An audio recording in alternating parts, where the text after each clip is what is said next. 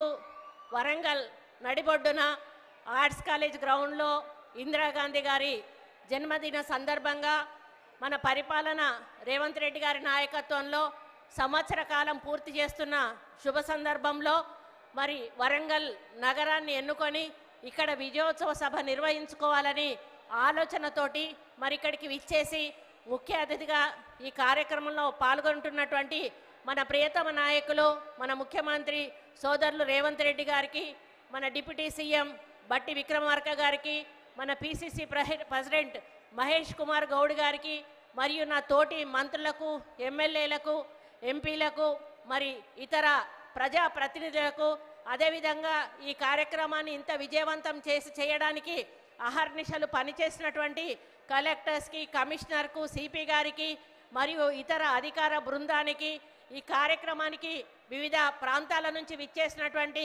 మహిళా సోదర సోదరీమణులకు, నాయకులకు, కార్యకర్తలకు, పత్రికా సోదరులకు, ప్రముఖులందరికీ కూడా నా యొక్క హృదయపూర్వక నమస్కారం. మరి ఈరోజు నాకు ఏం మాట్లాడాలో అర్థం కావడం లేదు.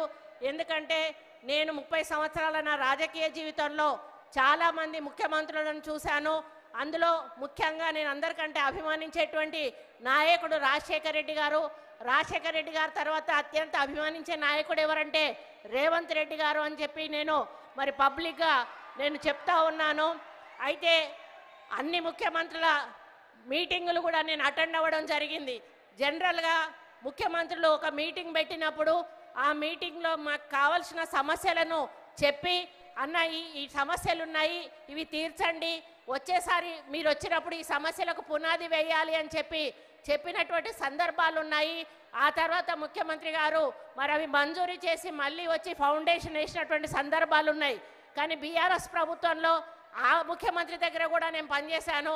మరి ఆయన ఇటువంటి మీటింగ్లలో వందల కొలది వాగ్దానాలు చేసేది, ఏది కూడా ఒక్క రూపాయి కూడా మంజూరు చేయలేదు. రాజశేఖర రెడ్డి గారు మాత్రం చెప్పిన ప్రతి పనిని కూడా చేసి మళ్ళీ ఆయన వచ్చి ఫౌండేషన్ వేసిన సందర్భాలు ఉన్నాయి. కానీ ఈ సభ, ఈరోజు జరుగుతున్న ఈ వరంగల్ సభ అందుకు భిన్నంగా చరిత్రలో నిలిచిపోయే విధంగా ఉంది అని చెప్పడానికి నేను చాలా గర్వపడతా ఉన్నాను.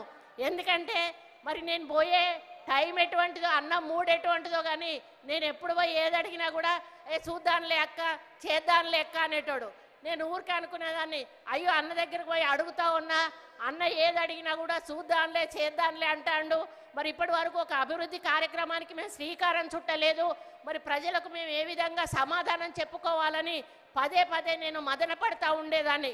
కాకపోతే ఆయనతో ఎప్పుడు వెహికల్లో ఎక్కినప్పుడు కూడా ఆయన ఒకటే మాట చెప్పేవాడు, అక్క హైదరాబాదు మనం ఏమీ చెయ్యలేము, కానీ వరంగల్ నగరాన్ని మాత్రం మనం ఏ విధంగా అంటే ఆ విధంగా రూపుదిద్దుకునే అవకాశం ఉంది.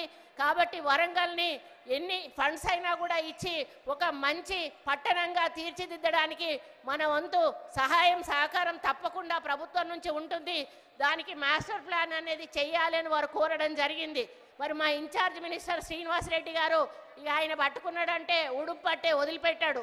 ఇక అధికారుల వెంటపడి వేటాడి మరి మమ్మల్ని పదే పదే రివ్యూ మీటింగ్స్ పెట్టించి మాకు ఒక ప్రణాళిక అంటూ సిద్ధం చేసి ముఖ్యమంత్రి గారి దృష్టికి తీసుకుపోవడం జరిగింది.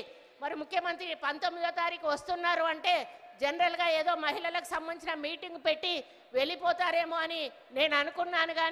కానీ గత వారం రోజుల నుంచి సెక్రటేరియట్లో జరిగిన హడావిటి అంతా ఇంత కాదు అని చెప్పక తప్పదు.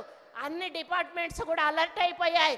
ఒక డిపార్ట్మెంట్ తర్వాత ఒక డిపార్ట్మెంటు వరంగల్లో ఏమేమి అవసరం ఉన్నాయని చిన్న చిన్న పనులను కూడా చూసి వాటిని వివరాలు తెప్పించుకొని వాటన్నిటికీ కూడా జీవో ఇచ్చి దాదాపు ఈరోజు 4,500 కోట్ల రూపాయల నిధులు విడుదల చేస్తూ జీవోలు ఇచ్చి ఈరోజు ఇక్కడ శంకుస్థాపన కార్యక్రమం చేసినందుకు ఈ వేదిక నుండి మరి సీఎం గారికి హృదయపూర్వక ధన్యవాదాలు మా వరంగల్ ప్రజల తరఫున తెలియజేస్తా ఉన్నానన్నా. మీ నమ్మకాన్ని వమ్ము చెయ్యము. తప్పకుండా ఈ యొక్క వరంగల్ నగరాన్ని పట్టణంగా రూపుదిద్దడానికి ఇక్కడి మంత్రులుగా సీనన్న గారి నాయకత్వంలో మేము తప్పకుండా మీరన్న ఆశయాన్ని సాధించడానికి ముందుకెళ్తాము. అది ఈరోజు ఒక మహిళ ప్రధానమంత్రి ఇందిరాగాంధీ గారి పుట్టినరోజు సందర్భంగా ఇద్దరు మహిళా మంత్రులం ఇక్కడ ఉన్నాము, ఒక మహిళా మేయర్ ఉంది, ఒక మహిళా ఎంపీ ఉంది. ఈరోజు మహిళా శక్తిని ఇక్కడికి తీసుకొచ్చి వీళ్ళందరి ముందట మాకు వరాల జల్లు కుల్పించినందుకు మీకు ఎల్లవేళలా కూడా రుణపడి ఉంటామని ఈ సందర్భంగా మేము విజ్ఞప్తి చేస్తూ, మరి తప్పకుండా ఈ వరంగల్ నగర అభివృద్ధికి, ఎందుకంటే ఎయిర్పోర్ట్ అనేది దశాబ్దాల కళ, ఎయిర్పోర్టు కళను ఎవ్వరు కూడా సహకారం చేయలేకపోయారు. అది ఈరోజు మన రేవంత్ రెడ్డి అన్న వల్ల అవుతుంది. రేపు మనకి ఎయిర్పోర్ట్ వస్తే మనకు కంపెనీలు వస్తాయి, ఇండస్ట్రీస్ వస్తాయి. ఇటు కరీంనగర్ సైడ్ కానీ, ఇటు ఖమ్మం సైడ్ కానీ, ఇటు హైదరాబాద్ సైడ్ కానీ విపరీతమైనటువంటి మనకి ఇండస్ట్రీస్ వచ్చినప్పుడు మన పిల్లలకు ఉద్యోగాలు వస్తాయి, మనము ఆర్థికంగా బాగుపడతాము. ఈ దాని ఎయిర్పోర్ట్ వల్ల చాలా అభివృద్ధి జరుగుతుందనే విషయాన్ని మీ అందరికీ కూడా తెలుస్తూ, అండర్ గ్రౌండ్ డ్రైనేజ్ అనేది కూడా మా వరంగల్ ప్రజల కళ, అది కళగానే మిగిలిపోతుంది అనుకున్నా.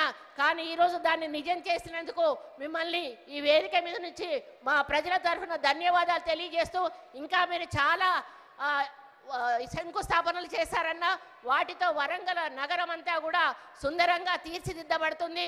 వాటన్నిటిని కూడా దగ్గరుండి నాణ్యమైన పనులతో అవినీతి జరగకుండా ముందుకు తీసుకుపోయే విధంగా అధికారులతో మేము కమ్యూనికేట్ చేసుకొని మా ఇన్ఛార్జ్ మినిస్టర్ గారి నాయకత్వంలో తీసుకెళ్తామని తెలియజేసుకుంటూ, ఇదే ఆదరణ, ఇదే ఆప్యాయత, ఇదే ప్రేమ మా మీద ఎప్పుడూ ఉండాలని, మమ్మల్ని ఆశీర్వదిస్తూనే ఉండాలని కోరుకుంటూ, మళ్ళీ మీకు మరి నిధులు విడుదల చేసినందుకు మా బట్టన్నకు పాపం బట్టన్న వెనకాల పడతా ఉంటా, అన్న ఒక రూపాయి కూడా ఇవ్వని, పాపం బట్టన్న కూడా ఈరోజు 4,500 కోట్ల రూపాయలు విడుదల చేసినందుకు వారికి కూడా వేదిక మీద నుంచి ప్రత్యేక ధన్యవాదాలు తెలియజేస్తూ మరి సెలవు తీసుకుంటా ఉన్నాను.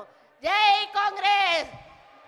రేవంత్ రెడ్డి గారి నాయకత్వం, రేవంత్ రెడ్డి గారి నాయకత్వం, జై కాంగ్రెస్! గౌరవ మంత్రివర్యులకు ధన్యవాదాలతో గౌరవ మంత్రివర్యులు సీతక్క గారు డాక్టర్ ధనుశ్రీ